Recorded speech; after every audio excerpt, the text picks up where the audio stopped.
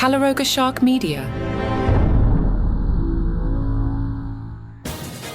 From Washington, D.C., where you might not have the votes, but at least you have a ballroom, this is a ballot. That's right. It turns out that let them eat cake still isn't a good political strategy. Let's hit this. I'm Patrick Gutfield. Republicans got swept in Tuesday night's elections, and President Trump is not taking it well. Democrats won the governor's races in Virginia and New Jersey, and in New York City, Democratic Socialist Zohran Mamdani became the city's first Muslim mayor. Trump had personally begged voters not to elect him, warning that New York would become an economic and social disaster. He called the 34-year-old assemblyman a Jew hater and said any Jewish person who voted for him was stupid. He even threatened to withhold federal funds if Mamdani won. Mamdani won anyway. In Virginia, Democrat Abigail Spanberger became the state's first female governor, beating her opponent on an anti-Trump wave focused on the government shutdown and federal cutbacks. So Trump did what any president would do after a clean sweep of losses. He went on Truth Social and started yelling in all caps. Trump wasn't on the ballot and shutdown were the two reasons that Republicans lost elections tonight, he wrote, helpfully citing pollsters without naming any actual pollsters. Then he pivoted to his demands. Republicans, terminate the filibuster. Get back to passing legislation and voter reform. By voter reform, he means pass voter ID laws, eliminate mail-in ballots, stop Democrats from packing the Supreme Court, and prevent any new states from being added. Also, terminate the filibuster. Did he mention terminate the filibuster? The mega world melted down as the results came in. Laura Loomer declared that multiple Islamic jihadists are in power now. Benny Johnson said New York elected a communist. And conservative commentator Eric Erickson delivered what might be the most brutal assessment.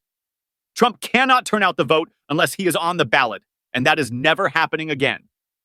These were the first major elections less than a year into Trump's second term. They were supposed to be a test of his influence and a preview of next year's midterms. Turns out he failed the test. New York City's mayor-elect Zohran Mamdani kicked off his victory speech Tuesday night by trolling President Trump. Donald Trump, since I know you're watching, he said, I have 4 words for you. Turn the volume up. The 34-year-old Democratic Socialist beat independent Andrew Cuomo with 50.4% of the vote. He'll be the city's first Muslim mayor.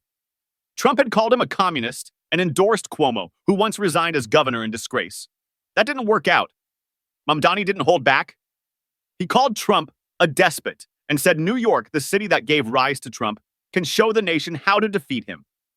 He promised to dismantle the conditions that allowed Trump to accumulate wealth and power in the first place.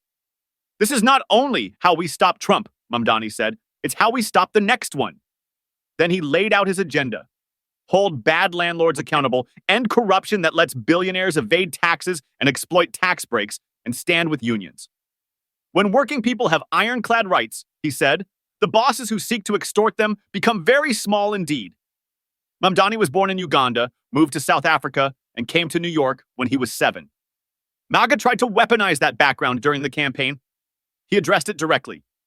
New York will remain a city of immigrants, a city built by immigrants, powered by immigrants, and as of tonight, led by an immigrant. So hear me, President Trump, when I say this. To get to any of us, you will have to get through all of us. He also referenced Trump calling him on 60 Minutes far worse than a socialist. The conventional wisdom would tell you that I am far from the perfect candidate, Mamdani said. I am young, despite my best efforts to grow older. I am Muslim. I am a democratic socialist. And most damning of all, I refuse to apologize for any of this. Trump posted cryptically on Truth Social during the speech. And so it begins. Mamdani also took a shot at Cuomo before promising never to mention him again. My friends, we have toppled a political dynasty, he said.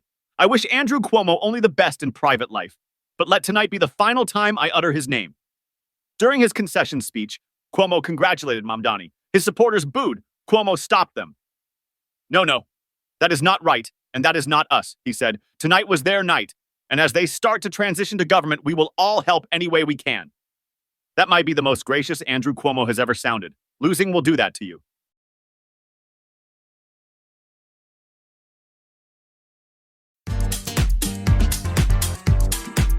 A new musical about Barack Obama is opening off-Broadway in New York. The show is called 44, and before you ask, yes, someone actually wrote songs about the Obama presidency. The musical already had runs in Chicago and Los Angeles, where it broke box office records at the Kirk Douglas Theater. The producer says they expected it to do well, but nobody saw that coming. The creator is Eli Bauman, who worked on Obama's 2008 campaign. He came up with the idea in 2016 while working for Hillary Clinton. When those election results came in, he sat alone in his hotel room thinking, how did we get here from 8 years ago? So naturally, he decided to write a musical about it. Here's the thing. Bauman had never written a play before. He didn't know how to play an instrument. He hadn't written a song since high school. But he figured, why not? Low expectations, as he put it, were probably the best way to approach it. Political theater is usually a tough sell. Most of it crashes and burns unless you go way back in history. Hamilton worked because Lin-Manuel Miranda was basically writing about people who've been dead for 200 years. And fun fact, Miranda actually performed songs from Hamilton for President Obama before it became huge. The creators of 44 claim the show appeals to audiences across the political spectrum. Bauman says even Republicans in his family loved it. Apparently, people leave feeling joy and nostalgia for a time when, and I'm quoting here, the country felt good about itself. The show opens today. So if you've been sitting around thinking, you know what Broadway needs? More presidents singing, your moment has arrived. Portions of today's show were made with the help of AI.